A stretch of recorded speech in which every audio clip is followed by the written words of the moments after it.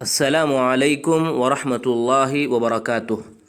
تو آئیے محترم ناظرین، ہم آج کے اس ویڈیو میں امام عبد الرزاق صنعانی رحمہ اللہ کے بارے میں مختصر طور پر معلوم کرتے ہیں۔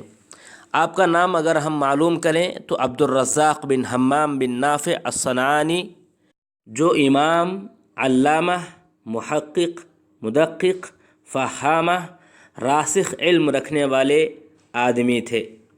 126 ہجری میں پیدا ہوئے، یعنی بہت پرانے ہیں، 126 ہجری میں پیدا ہوئے۔ اسی لیے آپ کے تلامذہ میں سے امام احمد بن حنبل رحمہ اللہ اور امام اسحاق بن راہوی، یحییٰ بن معین، علی بن مدینی، احمد بن صالح مصری، حجاج بن شاعر، سفیان بن عیینہ، معتمر بن سلیمان، اس طرح کے بڑی بڑی شخصیات آپ کے تلامذہ میں آتے ہیں۔ تو اس سے اندازہ لگا سکتے ہیں کہ آپ بہت پرانی شخصیت ہیں، 126 ہجری میں پیدا ہوئے۔ نیک اور صالح تھے، معروف عالم تھے، اپنی زندگی عبادت، زہد و ورع میں گزارنے والے تھے، علماء اور طلاب سے بہت زیادہ محبت کرنے والے تھے۔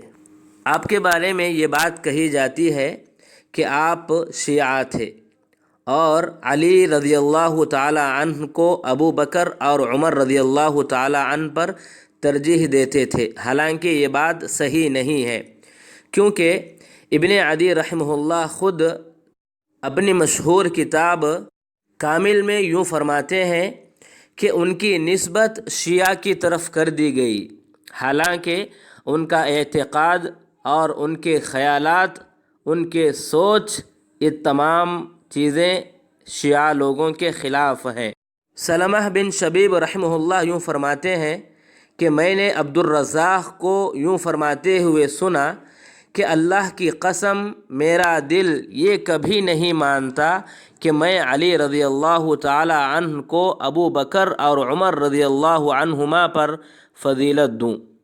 اسی طرح احمد بن اظہر رحمہ اللہ یوں فرماتے ہیں کہ میں نے عبد الرزاق رحمہ اللہ کو یوں فرماتے ہوئے سنا کہ میں ابو بکر اور عمر رضی اللہ عنہما کو علی رضی اللہ تعالی عنہ پر فضیلت دیتا ہوں کہ خود علی رضی اللہ تعالی عنہ نے اپنے اوپر ان دونوں کو فضیلت دیے تھے۔ اگر علی رضی اللہ تعالی عنہ ابو بکر اور عمر رضی اللہ تعالی عنہما کو فضیلت نہ دیتے تو میں بھی نہ دیتا۔ میرے لیے اس سے بڑھ کر عیب والی بات اور کیا ہو کہ میں علی رضی اللہ تعالی عنہ سے محبت کروں اور ان کے قول کے مخالفت کروں۔ یعنی فرمانا یہ چاہتے ہیں کہ علی رضی اللہ تعالی عنہ ابو بکر اور عمر رضی اللہ تعالی عنہ کو اپنے اوپر فضیلت دیتے تھے، اور شیعہ کیا کرتے ہیں؟ فضیلت نہیں دیتے ہیں۔ یہ غلط ہے، اور میں علی رضی اللہ تعالی عنہ کا چاہنے والا ہوں، اور میں کیا کرتا ہوں؟ علی رضی اللہ تعالی عنہ کے قول کے مطابق ابو بکر رضی اللہ تعالی عنہ اور عمر رضی اللہ تعالی عنہ کو ان کے اوپر فضیلت دیتا ہوں، کیونکہ میں ان کا چاہنے والا ہوں۔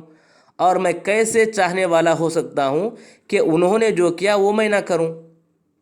اگر میں ابو بکر رضی اللہ تعالی عنہ اور عمر رضی اللہ تعالی عنہ کو علی رضی اللہ تعالی عنہ پر فضیلت دوں تو میں علی رضی اللہ تعالی عنہ کے خلاف عمل کرنے والا ہو جاؤں گا۔ تو اس سے اندازہ لگا سکتے ہیں کہ آپ شیعہ نہیں تھے، آپ کے قول اور عمل اس سے کبھی بھی شیعیت کا اظہار نہیں ہوا، الحمدللہ۔ آپ کے بارے میں احمد بن صالح رحمہ اللہ یوں فرماتے ہیں کہ میں نے احمد بن حنبل سے کہا، کیا آپ نے عبد الرزاق سے بہتر کسی کو حدیث میں پایا؟ انہوں نے کہا، میں عبد الرزاق سے بہتر کسی کو نہیں پایا۔ ابو زرعہ رحمہ اللہ یوں فرماتے ہیں کہ عبد الرزاق رحمہ اللہ کو 17,000 احادیث یاد تھی۔ فن حدیث کے جو بھی اسبات ہیں ان میں سے آپ بھی ایک سبت ہیں۔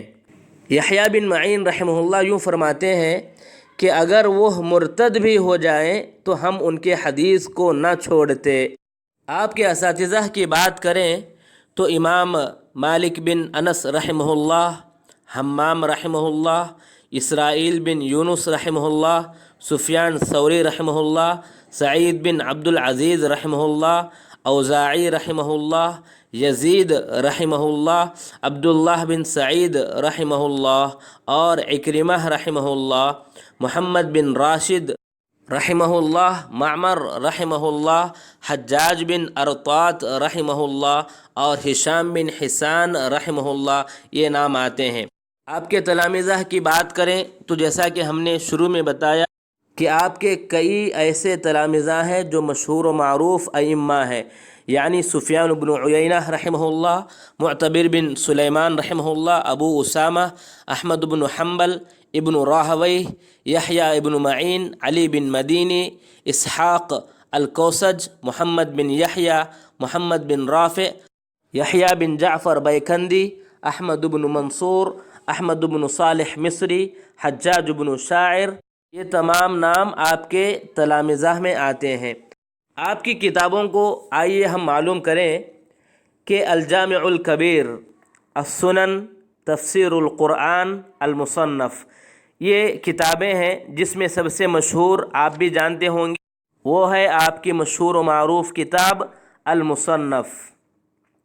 اب آئیے آخری بات کریں کہ آپ کا انتقال یمن میں 211 ہجری میں ہوا۔ انا للہ و انا الیہ راجعون۔ اللہ تبارک و تعالی آپ کی خدمتوں کو قبول فرمائے اور آپ کو جنت الفردوس میں اعلیٰ مقام عطا فرمائے۔